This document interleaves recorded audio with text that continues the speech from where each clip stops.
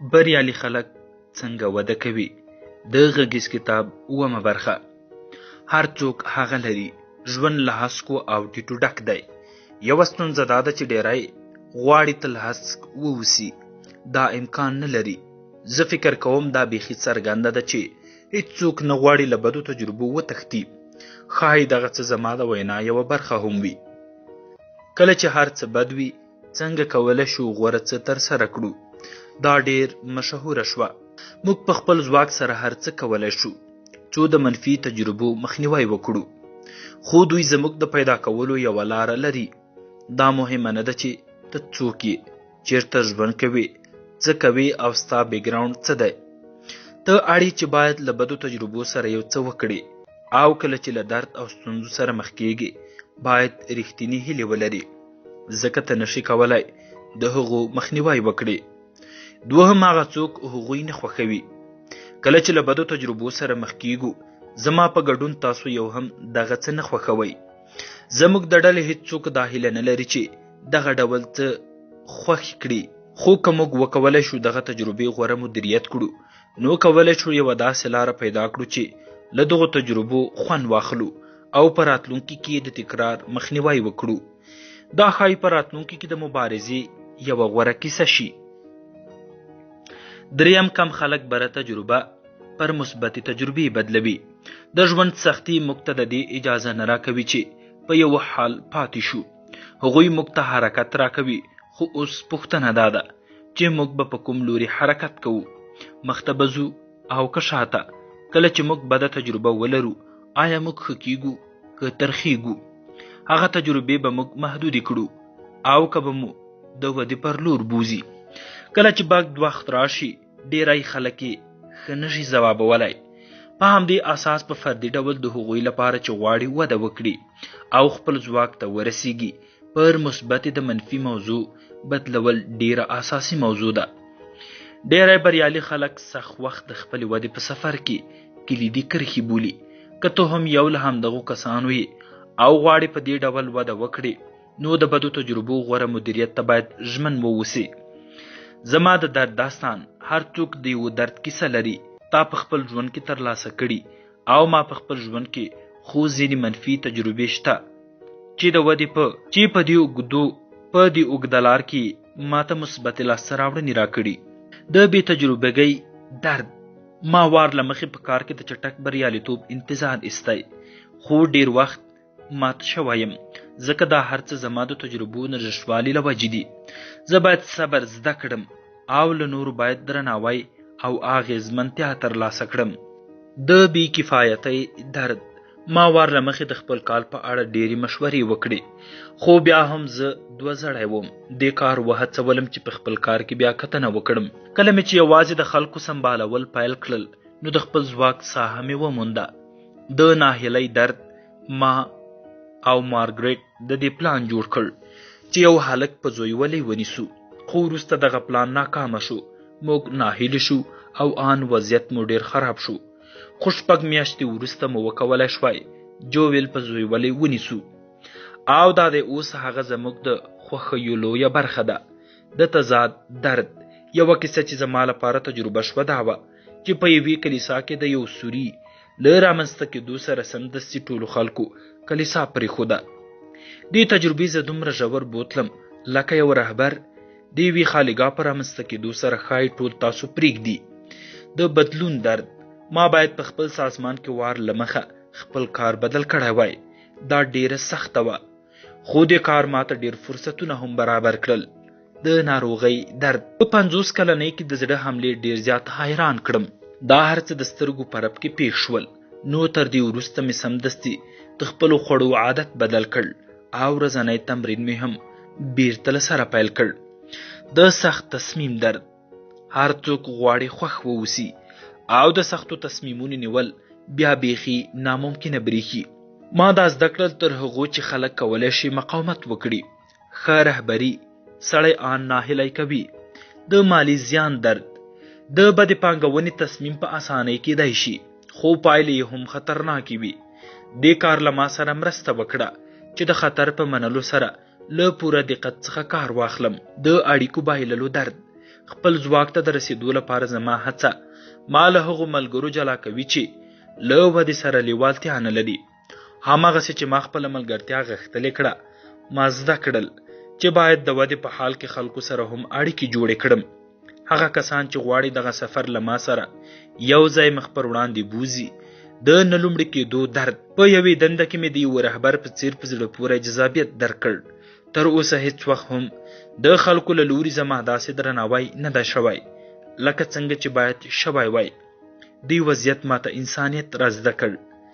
د سفر کولو درد زما کار زما مسیر ټاکي. ماته زده کوي چې خپلې کورنۍ ته ارزښت ورکړم او د دې انګیزه راکوي چې خپل ډیر وخت له هغوی سره یو ځای تیر کړم. د مسؤلیت درد د سازمان د کارونو پر مخ وړل او له ډیرو خلکو سره اړیکې لرل. ما غواړي چې د نورو په اړه فکر وکړم. روغتیا دوامدار ډول یوه نوې محتوا پرانیزي او جنتري مې ډکه ساتي. دا کار په دوامدار ډول له ما د وروستۍ نیټې د لیدو غوښتنه کوي. ښایي دا کار ډیر ستړی کوونکی وي، خو ماته یې د لومړیتوبونو او ځاني نظم په اړه ډیر څه را زده کړل. له درد ډکو تجربو څه را زده کړل. دا چې زه باید ناهیلی نشم او د ودې لپاره له دې هر څه ګټه واخلم. بالاخره ویلی شم چې وده مې د هرې منفي تجربې د غوره مدیریت پایله ده. څنګه خپل درد پر لاسته راوړنو بدل کړو. که غواړئ چې بدې تجربې دې نه یوازې له احمقانه کړنو وساتي او پر دې سربیره د غوره ودې په لور په تګ کې در سره مرسته هم وکړي، نو د لاندې 5 لارو چارو وړاندیز درته کوم. لومړی، د ژوند مثبت حالت انتخاب کړه. د ژوند د حالت اصطلاح په ټوله کې د خلکو د پیژندلو لپاره کاریږي. په دې چلن کې د هغو د کړوړو مجموعه فرضیات او تمې دي چې خلک یې له ځانه او نورو خلکو لري. په دې کټګورۍ کې لاندې بیلګې شاملېږي: د پیسو پر وړاندې د خلکو چلن، د خپلې روغتیا فرضیات او د خپلو ماشومانو د راتلونکي په اړه د دوی تمې. د یو شخص د ژوند د حالت ثمره دا ده چې بالاخره دی په دې ټول بهیر کې څه څاري. خوشبینۍ ته تمایل ښیي او که بدبینۍ ته، خوښ دی که خفه، باوري دی که شکمن، ملګری دی که ځان خوښی، زړور دی که ډارن، سخي دی که خسیس، بخونکی دی که مغرور. بالاخره که کولی شي چې د ژوند مثبت حالت وساتي، نو د بدو تجربو د مدیریت لپاره ځان په یو غوره حالت کې تیار کړه او دا ټول څه د مثبتې ودې په لور واړوه. د کورنۍ درملنې کتاب لیکوال ویرګینیا سټاري وایي: ژوند هغه ډول نه دی چې باید وای، دا هغه لاره ده چې د بدلون راوستو لپاره باید ورسره مقابله وکړي. هغه څه چې ستا په ژوند کې پیښیږي ډیری برخه یې نشي کنټرولیدای. په دې حالت سره کولی شو خپل چلند کنټرول کړئ. ته کولی شي د خپلو شرایطو پر سر انتخاب وکړي او ټولې منفي تجربې رد کړي، څو په دې وپوهیږي چې ته څوک او په څه باور لري. زه کولی شم د ژوند مثبت حالت غوره کړم، ځکه زه باور لرم هغه وخت بریالی کیږم چې بریالیتوب ته د رسیدو لپاره له نورو سره مرسته وکړم. د ژوند په دې اوږده مزل کې باید هغه څه ترلاسه کړي چې تمه یې لري، خو تل هم نه چې داسې ده، نو ولې باید زه د بد څه د پیښېدو تمه لرم. دوهم، نوښت دې وغوړوه. هغه کسان چې په بدو تجربو بریالی کیږي، نو له بدو تجربو سره د مخامخ کېدو پر مهال ورته یوه نوښتګره لاره پیدا کوي. دوی له خپلو ستونزو سره یو ځای امکاناتو هم ویني. زه باور لرم نوښت مو هغه وخت پیلېږي چې د راحتۍ ساحه مو پای ته ورسیږي. نوښت تاته د دې فرصت درکوي چې درد په لاسته راوړنه بدل کړي. د دې راز د هغې انرژۍ په کارولو کې دی چې له ژور خفګان او سختۍ څخه ترلاسه کیږي. همدا نوښت دې وکاروه چې ستونزې دې حل کړي او ته ترې درس واخلي.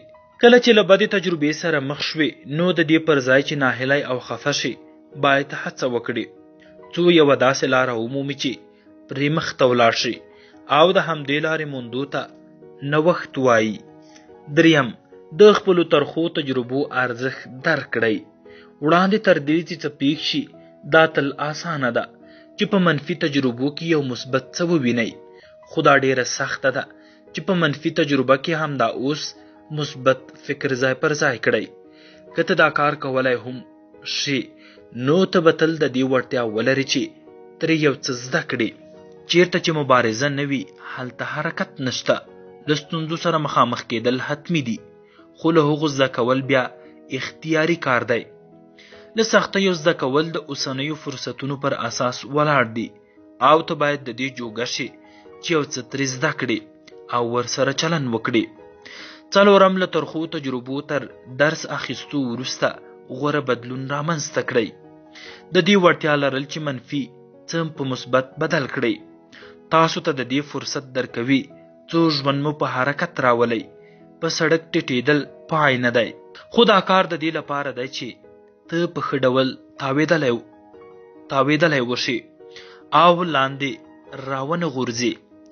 ډېری خلک له ستونزو سره د مخ کېدو پر مهال د مثبت بدلون فکر نه کوي.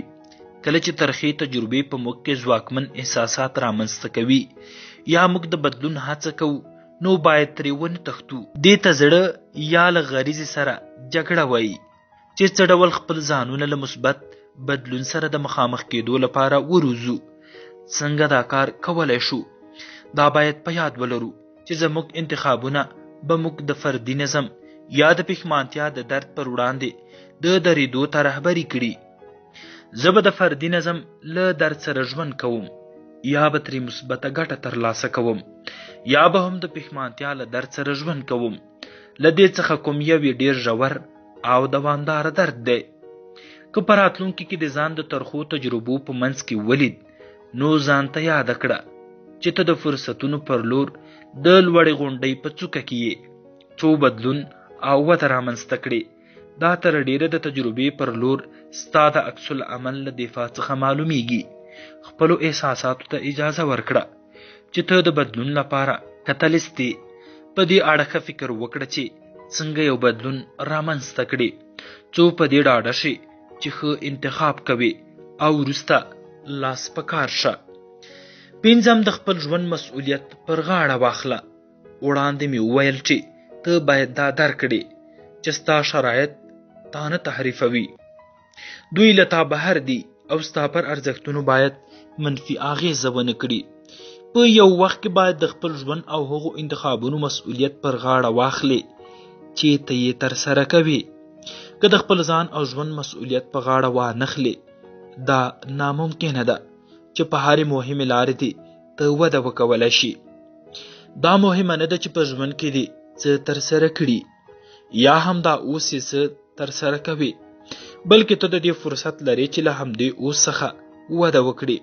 ځینو ته دا ډېره سخته وي چې د درد په منځ کې فرصت وویني، خو دقیق وده په همدې ځای کې ده. ته باید د فرصت او درد ترمنځ په همدې فاصله کې د ودې له چانسونو ګټه واخلې. څنګه خپل منفي اړخ پر مثبت بدل کړو؟ لومړی، ستاسو په ژوند کې له منفي تجربو څخه مثبت لور ته د اوښتو لپاره همدا کرښې اساسي ارزښت لري. د دې هر څه بنسټ ستاسو په فردي تاریخ کې دی چې په لاندې ډول یې ښه تشریح کولی شو. د ماتې، تراژدۍ او ستونزو پر مهال څنګه منفي وضعیت پر مثبت اړوئ او بالاخره بری ته رسیږئ. زه یو څه کوم او هر څومره چې ممکنه ده او په هر قیمت کېږي د درد مخه نیسم. درد حتمی دی، خو زه هڅه کوم سترګې پرې پټې کړم او دا هر څه شاته پرېږدم. زه پوهیږم چې هر چا په خپل ژوند کې حتمی درد تجربه کړی، نو چې کله پر ما راځي فقط زغمم یې.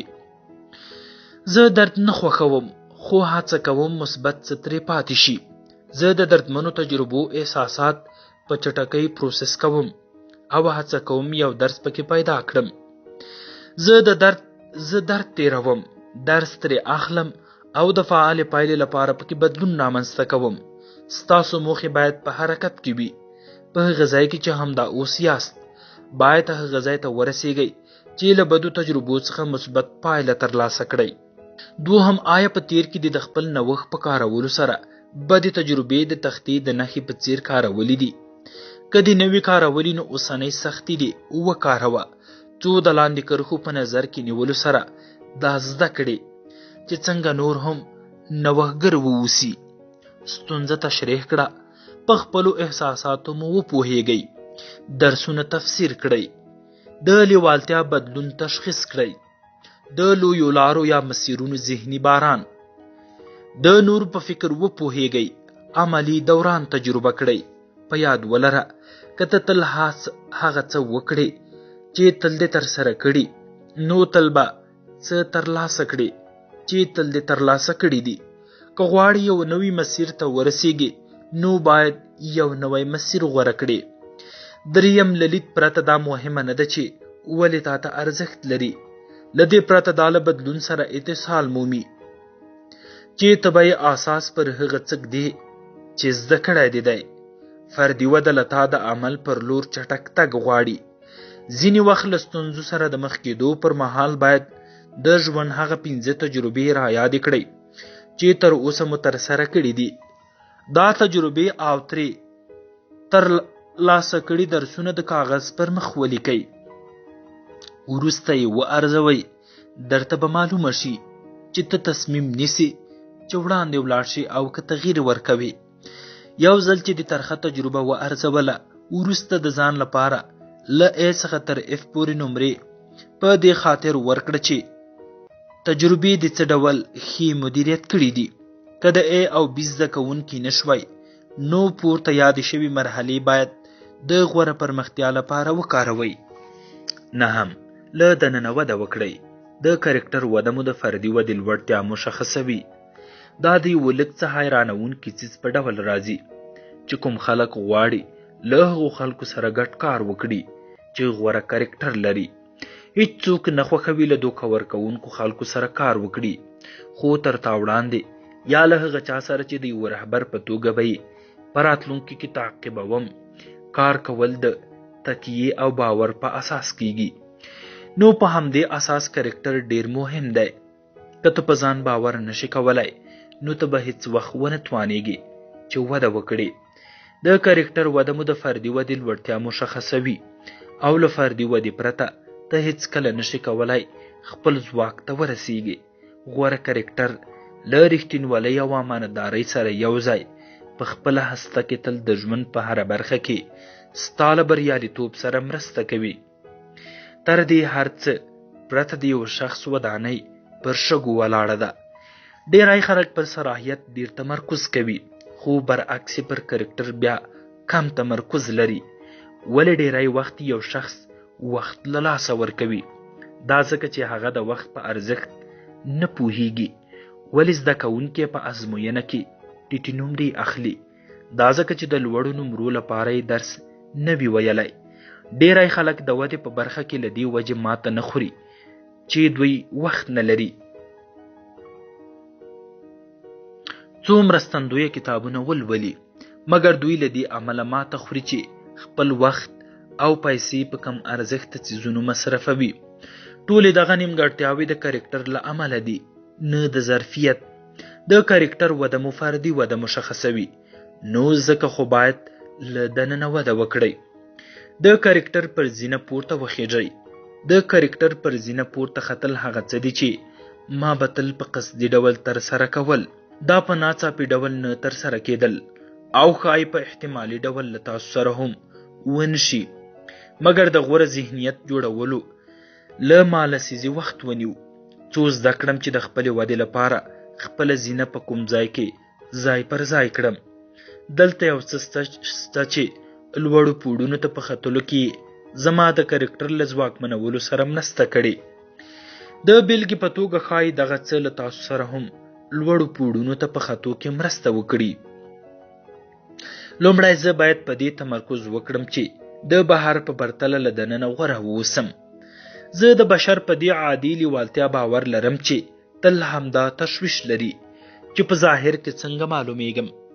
کله مو چې تشویش دا و چې د باطن پر ځای په ظاهر کې څنګه ښکاریږو نو دا هغه څه دي چې موږ ته ستونزې زیږوي. زموږ شهرت له هغه ځایه دی چې نور مو په ظاهر باور لري. زموږ کرکټر هغه څه وړاندې کوي چې موږ له دننه یا باطن کې څوک یو. نو ښه خبره دا ده چې که ته د خپل ظاهر پر ځای په باطن تمرکز زیات کړې نو د وخت په تیریدو سره به دې ظاهر هم ښه شي. باطن مو ظاهر اغیزمنوي. په هغه څه چې موږ ډیر باور لرو دا دي چې څه کرو هغه ریبو. هغه څه موږ په قصدي یا په نه پاملرنې کې سره تر سره کوو په ورځني ژوند کې مو اغیز پرې باسي. که خپل زړه، ذهن او روح ته پاملرنه ونه کړئ، نو دا چې په ظاهر یا باطن کې څوک یاست تاسو بدلوي.